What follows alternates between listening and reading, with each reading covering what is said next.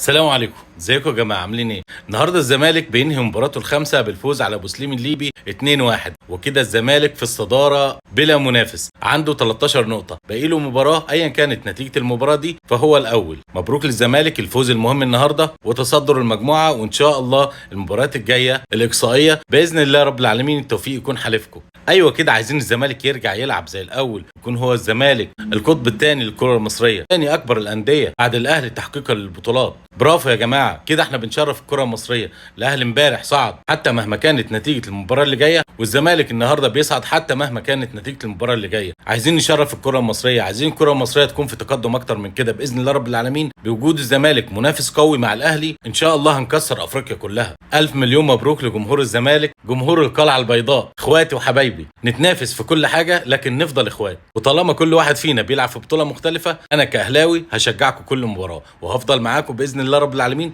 لحد لما تاخدوا البطوله، وباذن الله ما تفنشوش السنه دي الا وانتم معاكم كاس الاتحاد الافريقي باذن الله رب العالمين، واحنا اللي نلعب السوبر مع بعض، دوري ابطال افريقيا مع كاس الاتحاد الافريقي. وبالتوفيق للزمالك ان شاء الله في المباريات الجايه. شكرا لكم، سلام.